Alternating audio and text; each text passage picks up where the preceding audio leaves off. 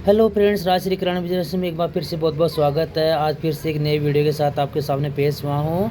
तो वीडियो को बिना स्किप किए अंत तक जरूर देखिएगा। वीडियो इस टॉपिक पे रहेगा, जब अपन नई दुकान चालू करते हैं, नए बिजनेस चालू करते हैं, या किराना की दुकान मान लो, चाहे किसी की भी दुकान मान लो, तो स्टार्टिंग में ये प्रॉब्लम सबके सामने होता है।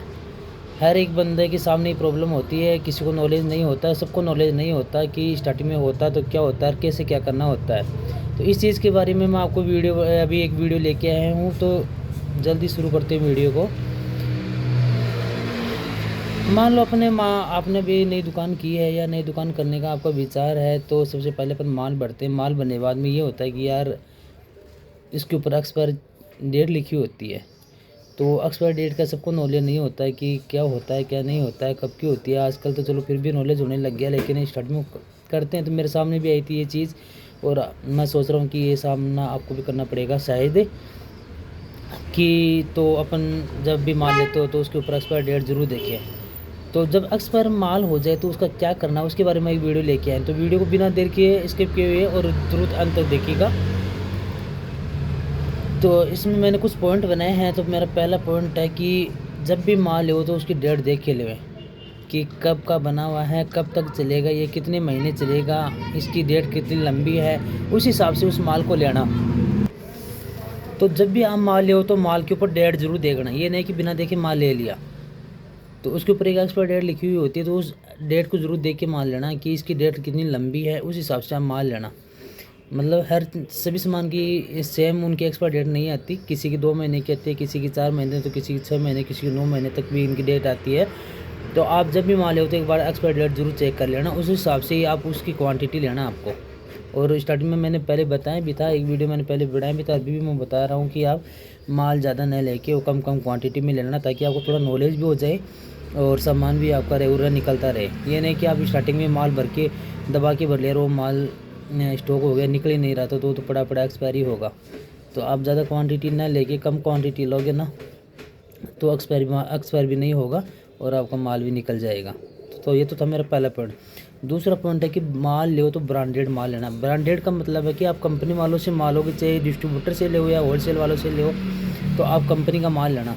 कंपनी का माल का मतलब ये होता है कि जब भी आप कंपनी का माल होगा ना, तो वो अगर एक्सपायर भी हो गया तो वो चेंज हो जाएगा। अगर आप लोकल माल लोगे तो उसको चेंज नहीं करेगा, न चेंज होगा न कोई चेंज करेगा। तो आप जब भी माल हो तो ब्रांडेड माल लेना, अच्छी क्वालिटी का माल लेना, ताकि वो चेंज हो जाए। जैसे मान लो मैगी है, तो मैगी ही कंपनी वाले से ही लेना। डिस्ट्रीब्यूटर से ले चाहे होलसेल वाले से ले, किसी से भी ले। तो अगर आपकी मान लो वो हो गई, एक्सपायर हो गया, तो वो चेंज हो जाएगा। और अगर आपने लोकल ले लिया तो फिर कोई चेंज नहीं करेगा, वो पड़े पड़े आपके पास ही रहेंगी, फिर ख़राब ही हो जाएगी वो। तो उनका भुगतान आपको ही करना पड़ेगा फिर। तो इस हिसाब से ये माल लो तो आप ब्रांडेड माल लेना, लोकल माल मत लेना। ये था मेरा 2 नंबर का पॉइंट। तीसरा है कि कम क्वांटिटी में माल लेना। कम का मतलब हो गया कि कोई भी चीज़ ले रहे हो, जैसे मान लो सूजी मैदा बेचना, तो वो 5-10 किलो में ले लेना। ज़्यादा मत लेना। मैंने पहले भी बताया था, अभी भी मैं बोल रहा हूँ कि ज़्यादा मत लेना, क्योंकि माल एक्सपायर हो जाएगा। और अगर माल एक्सपायर हो गया तो फिर वो पड़ा क्या करेगा, कस्टमर भी नहीं लेंगे, ना आप कस्टमर को दे सकेंगे। अगर आप कस्टमर को दे भी दिए तो कस्टमर देखेगा, घर जाके देखेगा, तो वो खुला पैकेट भी है, जैसे पैकेट लेके गया तो खुली पैकिंग भी आपको वापस ला के दे सकता है वो, और आपको लेनी पड़ेगी। और वो कस्टमर हमेशा हमेशा के लिए चला भी जाएगा। तो आप मैं बार बार यही कहूँगा कि आप ज़्यादा माल ना लेके और कम ही माल लेना, ताकि आपका माल एक्सपायर न हो। एक्सपायर होने से बच जाएगा, नॉलेज हो जाएगा। नॉलेज होने के बाद में उस हिसाब से आप माल ले आना और उस हिसाब से माल आप निकालते रहना। लेकिन स्टार्टिंग में आपने माल दबा के बोले, माल खूब है, बहुत सारे माल हैं, बहुत सारे सामान ऐसे होते हैं कि उसमें कम कम क्वांटिटी में भी आपकी दुकान पूरी भर जाएगी। कहने का मतलब ये है कि कोई भी चीज़ लो, कोई भी प्रोडक्ट लो, तो उसकी मात्रा में कम मात्रा में लेना, ज़्यादा मत लेना। 5 किलो, 10 किलो, 20 किलो, बस इससे ज़्यादा मत लेना। और वो भी कोई चीज़ ये ठीक है यार, कई आइटम ऐसे भी होते हैं कि बहुत कम निकलते हैं, उसमें रेयर केस में कस्टमर आते हैं, रेयर केयर में आते हैं, उनके कस्टमर बहुत कम कस्टमर आते हैं। तो उसका मतलब ये है कि आप, उसका मतलब ये नहीं है कि आप यार उनको दबा के भर लिया। आपको पता है कि इस चीज़ का मान लो ये पेन है, ये तो बिकने वाला चीज़ है, फिर भी मैं फॉर एग्जांपल दे रहा हूँ। ये पेन है, इसका कस्टमर महीने में एक बार आता है, तो आप एक साथ ही इनका 20-50 150 क्वांटिटी मंगा ली, तो क्या करोगे फिर? वो क्या होगा उसका? बड़ा एक्सपायरी हो जाएगा। ये तो पेन है, इनका तो क्या एक्सपायर होगा, तो इसमें भी साइज जम जाएगी और है वो ख़राब हो जाएगा। कहने का मतलब यही है कि आप कम क्वांटिटी में लोगे ना तो उतना अच्छा बेनिफिट रहेगा, माल भी फ्रेश रहेगा और माल निकलता भी रहेगा और आपको दे दे नॉलेज भी हो जाएगा, ठीक है। और कस्टमर को फ्रेश माल मिलेगा ना तो फिर वो भी ये सोचेगा ठीक है इस दुकान पे फ्रेश माल मिल रहा है, अच्छा माल मिल रहा है, बढ़िया क्वालिटी का मिल रहा है, तो फिर वो दोबारा लौट के आएगा आपके पास, ऐसे होगा। ये था मेरा तीसरा पॉइंट। चौथा पॉइंट है, अगर कोई माल है, कोई भी सामान है, उनकी एक्सपायर होने की डेट जैसे माल नज़दीक आ गई, जैसे 15 10 दिन 20 दिन बचे हैं, उसका क्या करूँ। 3 महीने की मान लो, ये है कि जैसे मैं फॉर एग्जांपल ये ले रहा हूँ, ये विम का लिक्विड है, इसके ऊपर एक्सपायर डेट लिखी हुई है, मान लो कि 3 महीने की इनकी एक्सपायर डेट आती है। 3 महीने की एक्सपायर डेट का मतलब है कि ये मेरे से 3 महीने से नहीं निकला, तो अभी इनका 10 दिन 15 दिन शेष बचे हैं, अब मैं इसका क्या करूँ। ये तो मैंने एग्जांपल दिया, ये तो खुला भी नहीं होगा, वैसे मैं बता रहा हूँ आपको। तो कोई भी चीज़ है तो उनको जैसे मान लो सूजी मैदा बेसन है या और कुछ आइटम है जो अपन उनको खोल के बेच सकते हैं, तो उनको एक सेकंड के लिए बीच में एक बच्चा आ गया था, थोड़ा कन्फ्यूज़न हो गया, कोई बात नहीं।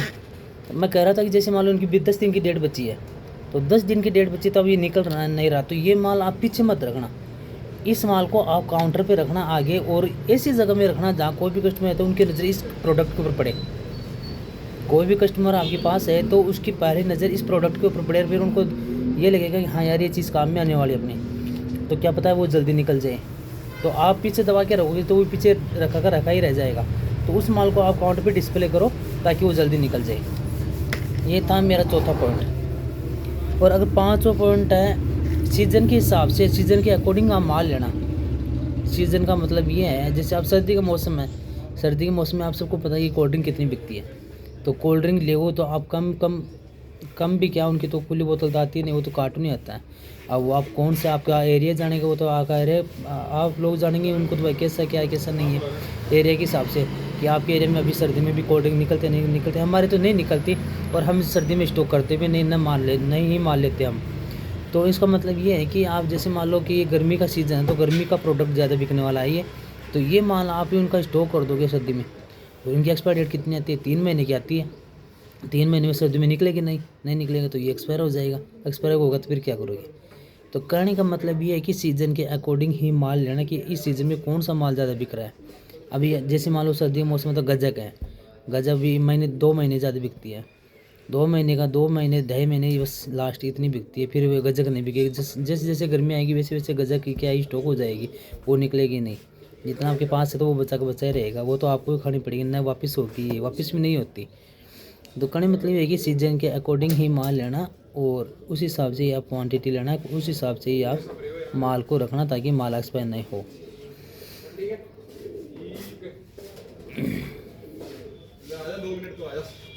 ये थे मेरे जो एक्सपायर हो उसके ऊपर मैंने छोटी सी वीडियो बनाई है। इस हिसाब से आपको माल बनना और इस हिसाब से आपका रूटीन चलाना है। ठीक है, आज का वीडियो यही रहेगा। आशा करता हूँ कि वीडियो आपको पसंद आई होगी, और पसंद आए तो वीडियो को लाइक ज़रूर करें, चैनल को सब्सक्राइब ज़रूर करें। प्लीज़ मेरे चैनल को सब्सक्राइब ज़रूर करें, आपसे हाथ जोड़ के निवेदन है। मिलते हैं अगले वीडियो में, जब तक नया वीडियो नहीं आता तब तक के लिए राधे राधे।